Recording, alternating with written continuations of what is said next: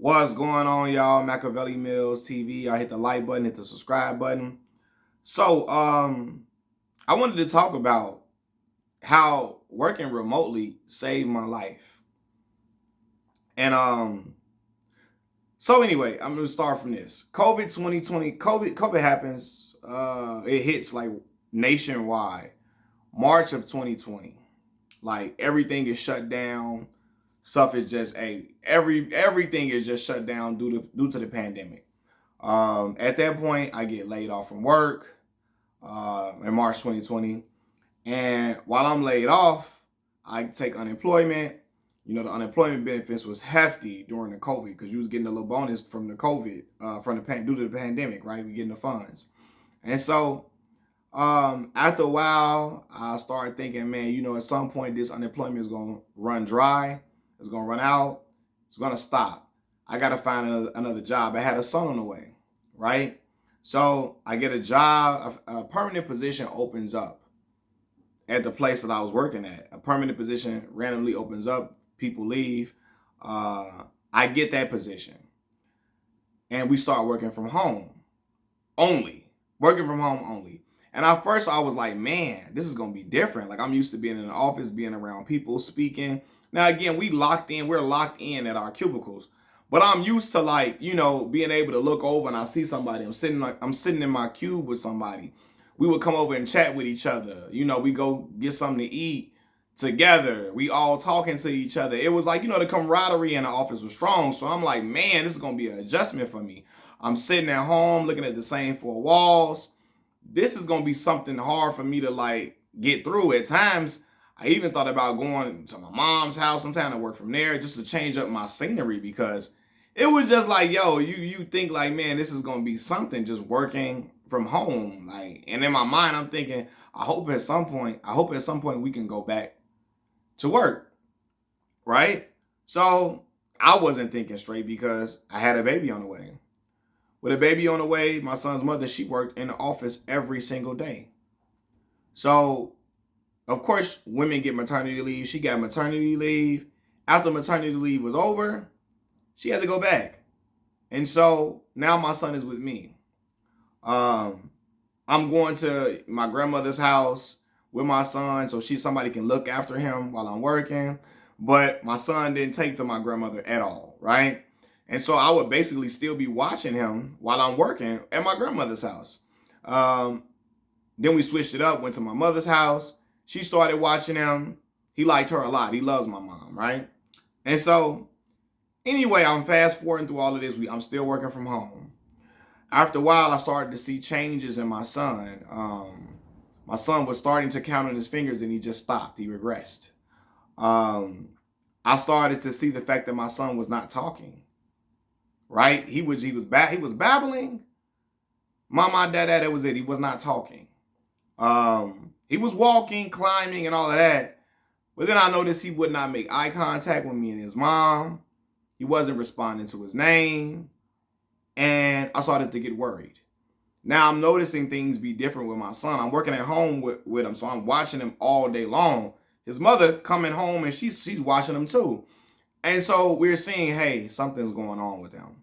After his first birthday, we really started to see, really, after the first birthday, that's when he started regressing. After his first birthday, he was counting on his fingers and stuff at first, and it just stopped. And so I'm looking and I'm watching him, and, months are passing by, and me and his mother have a discussion like, hey, when we take him to see the pediatrician, we have to be honest about our concerns. Um, we're thinking, hey, maybe our son may be autistic. He was flailing his hands a lot. He doesn't do it as much now, but he was flailing his hands a lot. He does it sometimes, but really just plays with his fingers. But he's flailing his hands a lot, wasn't keeping eye contact, wasn't responding to his name, wasn't really talking. A lot of these things can be signs of autism. We expressed that to the pediatrician. The pediatrician had us mark off certain milestones that he was making, and he was falling short of things. And so now me and his mother have to have an honest conversation, and a very difficult conversation about the future of our son and how things are going to look for him going forward. Y'all, that's one of the most difficult conversations you could ever have in your life. When you have children, you have a plan for them in your head. You're expecting them to do this, do that, do this, do that. You're expecting everything to be normal for them to be a normal kid, right? You're expecting everything to just be, oh, it's all good. And then you get a wrench gets thrown in the equation, and you have to make changes and adjustments. Knowing that my son needed help, we both knew we had to do whatever we had to do to get him the help he needed. So we put him in early intervention therapy after he turned 2. He was in speech therapy, developmental therapy, and occupational therapy, right? All to increase like motor skills, hand over hand activities, to increase eye contact, to try to get him to say more words, to recognize certain things and colors, to get him to be able to communicate with us better, right? Now, these services were in home. They came to the house. And so I started to thank God, like, bro, I'm so happy that I was working a remote job. I'm so happy I was in a position where I could be home with him to help facilitate these therapies. Because it would have been hard. Everybody else in my family works. Who would have been able to do this? Right? And it's essential that I have an income to be able to support my son in all of his needs, right? My son, I have a daughter as well, and to support her. So I'm like, man, okay, now this job being remote is really going to work for me in huge favor, more than I ever could imagine. And that's why I said this: working remotely saved my life. My life is attached to my children. Anybody that knows me knows that, right? And so any way I can help to better them, whether it be learning, developing, whether it be fun activities or whatever, that is saving my life, because I look at my babies as are an extension of me. And it helped me be the best father I could be to my son. Right now we have a bond like this because I work remotely. I was with him every single day. From sun up to sundown, I was with him, right? And then I'm doing the therapies at the time, because when we first started the therapies, his mother was still going into the office. She had a job where she had to go to the office every single day. So now I'm doing his therapies with him. He's doing 3 therapies a week. You know what I mean? So now I'm doing these therapies with him. I'm watching him improve in certain areas as far as eye contact goes, as far as using certain, being able to drink out of certain cups, being comfortable going up steps, coming down steps, things that he would never do before. He never liked going up steps. He hated it. He hated trying to drink out of certain cups. He hated those things. He didn't want to keep eye contact with us like that, right? His attention span was very short. He would not want to sit down with us and do certain things. He would want to just hurry up and go on to the next thing. He really wouldn't. It was times he wouldn't engage with us in certain ways, right? And so when I'm watching him make these improvements, y'all, I felt like my soul was like elevating for like, yo, my baby he's getting the proper help he needs. And I'm able to do this because I work from home. And, I'm telling my employers like, hey, the situation. Hey, at this time I have my son as a therapy. They working with me. They allowing it. I'm getting my work done, but I'm also able to put my work to the side for an hour so my son can get all the necessary resources he needs. And y'all, like, I thank God for that. I thank God for that, man. That year, like, and my son has a lot of improvements to still make. He still babbles. He doesn't talk really, just says smaller words here and there. He still has improvements to make, but he improved so much, y'all. Like, so much he didn't do as far as going up and down stairs, keeping eye contact with people. He wasn't a kid that you could sit down and his attention span would be held, and he would be able to stay and do things with you. He wasn't. He occasionally answers to his name now, not all the time, but occasionally. He did not at all at first, right? Yeah, man, it was just a lot of his hand-eye coordination improved a whole lot, man, and it brightened me up, man. It made me feel, man, it made me feel, bro. I can't explain it. I was, what's the word I'm looking for, man? Is it exuberant? I don't know. I felt not rejuvenated, but I felt yeah, man, I felt,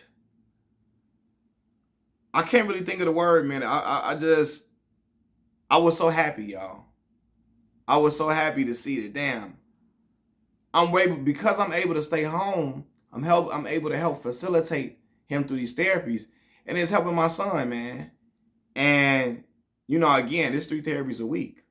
One therapy, so yeah, one on one day, and then two therapies. One therapy on Tuesday, two therapies on Wednesdays. So I'm starting work early, ending late, you know what I mean? Because I'm trying to make up for the time that I'm doing therapy sessions with my son, and I'm getting the work done and all of that.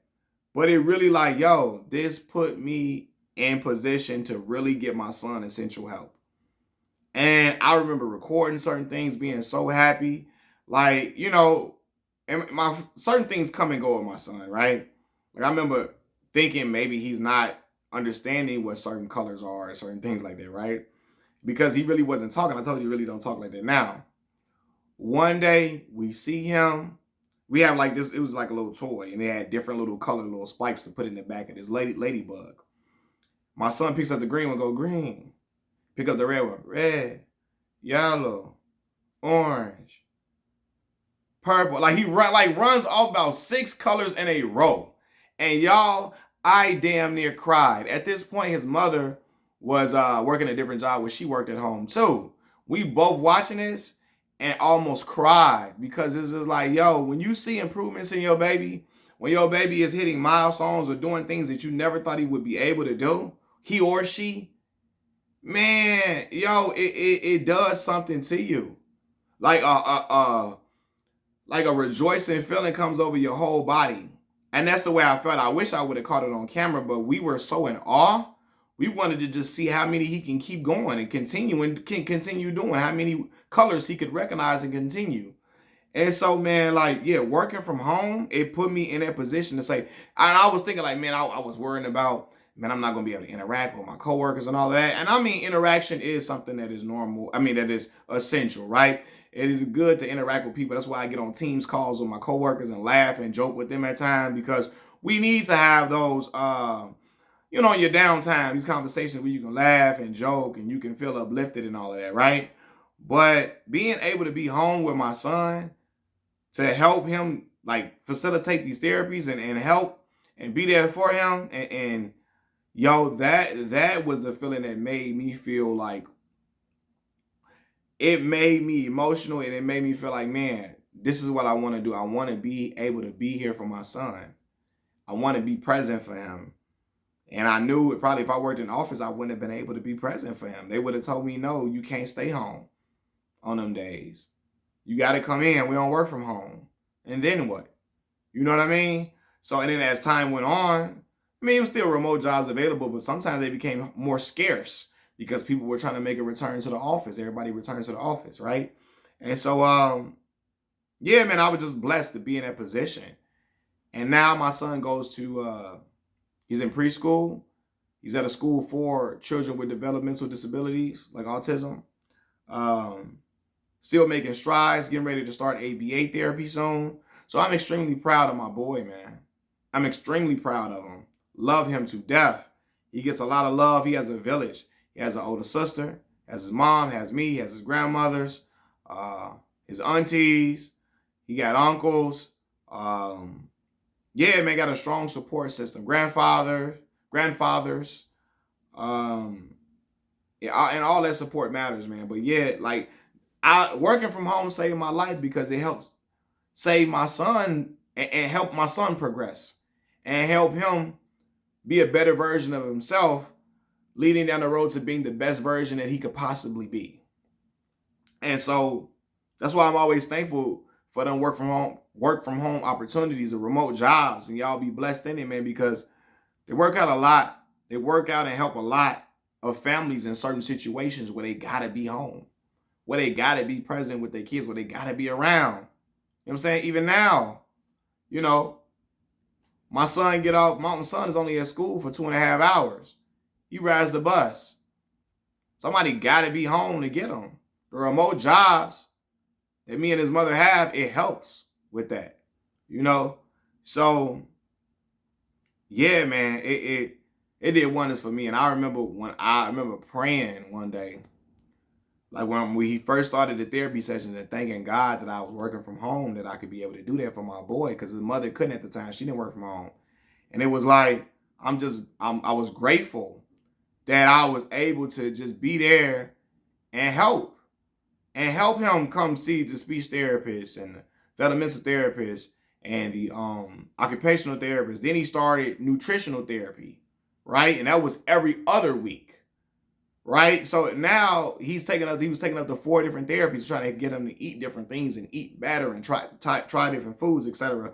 Because a lot of autistic children, their palate is the word I'm looking for. They don't have a big palate. They don't like a lot of different things, and sometimes they don't like things based on texture, the feel of things, uh, the look of certain things. So, they like to eat the same things a lot. And so we were able to get them to try different foods through the nutritional therapy and see if he would warm up to certain things. And some of them he did, some of them he did not, and some of them he never liked. Some of it he liked for a minute, stopped, then went back to it later on, etc. But it was just, these therapies were things that were helping my son be the best version of himself that he could possibly be.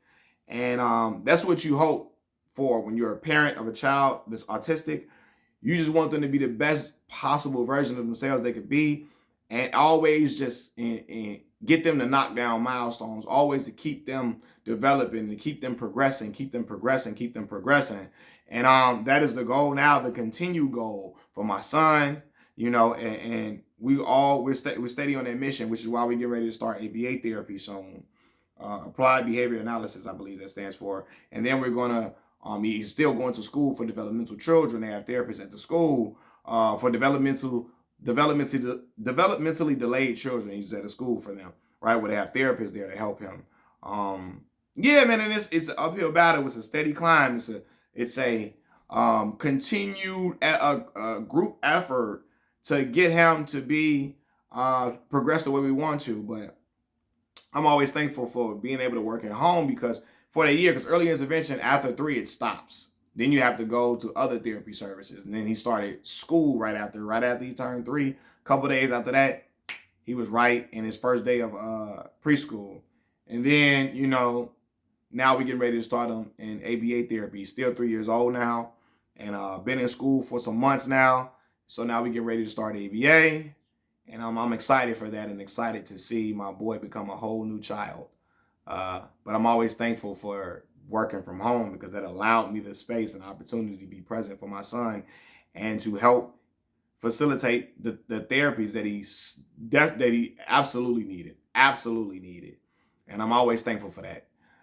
So yes, remote work, working remotely saved my life, because it helped me to give a better life for my son.